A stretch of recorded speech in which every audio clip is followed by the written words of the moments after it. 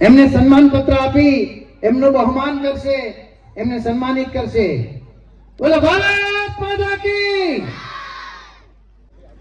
પ્રસંગને અનુરૂપ શાળાની વિદ્યાર્થીની ડાભી પ્રિયંકા ધોરણ 5 ની વિદ્યાર્થીની છે. ધોરણ 5 ની વિદ્યાર્થીની ડાભી પ્રિયંકાબેન. આદરણીય આચાર્ય શ્રી, શિક્ષકગણ, ઉપસ્થિત ગ્રામજનો તથા મારા વાલા મિત્રો, આજે 26મી જાન્યુઆરી 2026 ના રોજ હું પ્રિયંકા ડાભી આપની સમક્ષ 26મી જાન્યુઆરી વિશે અને ભારતીય સંવિધાનના ઘડતરની ગાથા વિશે બે શબ્દો કહેવા માંગુ છું, જે આપ સૌ શાંતિથી સાંભળજો.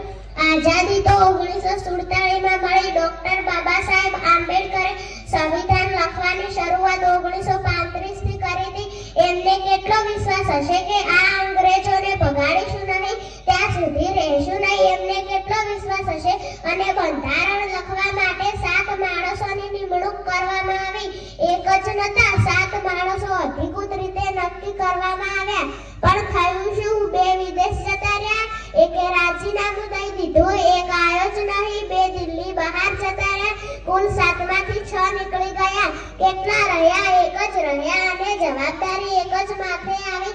તેમ છતાં મૂંઝાણો નહીં. એ ભારતનો બળવીર એટલે કે ડોક્ટર ભીમરાવ આંબેડકર એકલા જ નક્કી કર્યું. હવે હું તમને કહું, આખા ભારત દેશનું બંધારણ એટલે તમે શું માનો છો?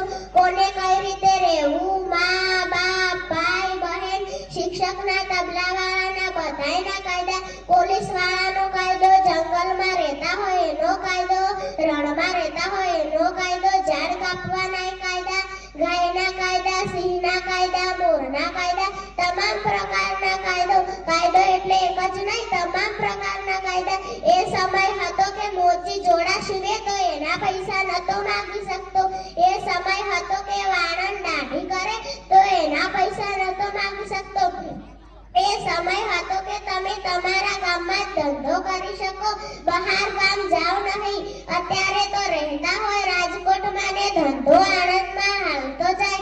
આ વરઘોડા અમુક સમાજના નતા નીકળતા, અત્યારે વાણંદ વરઘોડા કાઢે છે. એની પાછળ ડોક્ટર બાબા સાહેબ આંબેડકરનું સંવિધાન છે. એ તમારા એક સમાજનું નહીં, બધાયના સમાજનો છે. આ મરજી પ્રમાણે દરજી સીવે, એની ઈચ્છા પ્રમાણે રૂપિયા લે. એ દરજી માટે બાબા સાહેબે કાયદા લખ્યા. મફતમાં કોઈને વેડ કરાવવાની નહીં, મજૂરી કરાવવાની નહીં. આ બધું એણે લખ્યું, કોઈ એક માટે નહીં. આને આમ કરવું, આને તેમ કરવું, પણ બધાય માટે સરખું લખ્યું. પણ સમતા ન સમાનતા કોને કહેવાય? ડોક્ટર ભીમરાવ આંબેડકર. અત્યાર સુધી કોઈના માટે એવું લખ્યું કે અત્યાર સુધી તમે અમને આમ રાખ્યા, અમે તમને આમ રાખીશું. પણ આ બાબા સાહેબની સમતા કહેવાય અને સમાનતા કહેવાય. જય હિન્દ, જય ભારત અસ્તુ. ખૂબ ખૂબ ધન્યવાદ. તાળીઓના ગડગડાટથી વધાવી લો. દીકરી બંધારણનો અર્થ સમજાવે. બંધારણના જે નિયમો છે ને, કેવી રીતે આ દેશમાં દરેક ધર્મ અને દરેક જાતિના લોકોને પોતાનો જે આ દેશ પ્રત્યેની, બંધારણ પ્રત્યેની જે નિષ્ઠા છે એને નિભાવવાનો સુંદર અવસર મળ્યો છે. એ વિશે સુંદર વાત કરી. હવે ડાભી પિનલને વિનંતી કરીએ કે તે પણ આ પ્રસંગે 2 મિનિટ. નાની દીકરી જ્યારે હાથમાં માઇક લઈ અને આપની સમક્ષ, આખી સભાની સમક્ષ જ્યારે રજૂઆત કરતી હોય છે ને, ત્યારે એનો વિશ્વાસ છે બહુ આસમાને હોય. તાળીઓના ગડગડાટથી ફરીથી વધાવી લો દીકરીને. સરસ. दिल ना हो तो धड़कन किस काम की, अगर हम वतन के लिए काम ना है तो जिंदगी किस काम की. माननीय मुख्य अतिथि, आदरणीय शिक्षक गण और मेरे प्यारे देशवासियों, आप सभी को गणतंत्र दिवस की हार्दिक शुभकामनाएं. जैसा कि हम सभी जानते हैं कि आज 26 जनवरी है और हम सभी यहाँ अपने देश का 77वां गणतंत्र मनाने के लिए उपस्थित हुए हैं. 15 अगस्त 1947 को हमारा भारत देश ब्रिटिश शासन से आजाद हुआ था.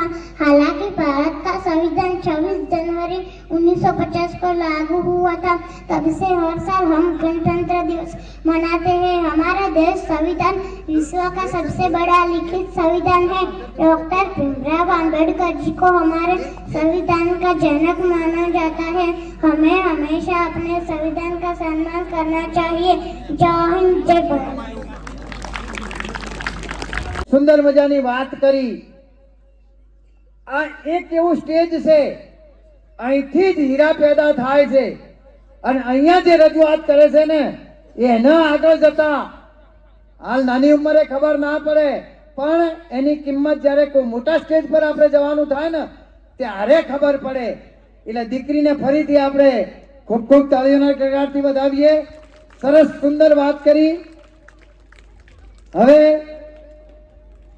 સરસ મજાના सांस्कृतिक कार्यक्रमની શરૂઆત કરવા જઈ રહ્યા છે ત્યારે ભારતીય સંસ્કૃતિ મુજબ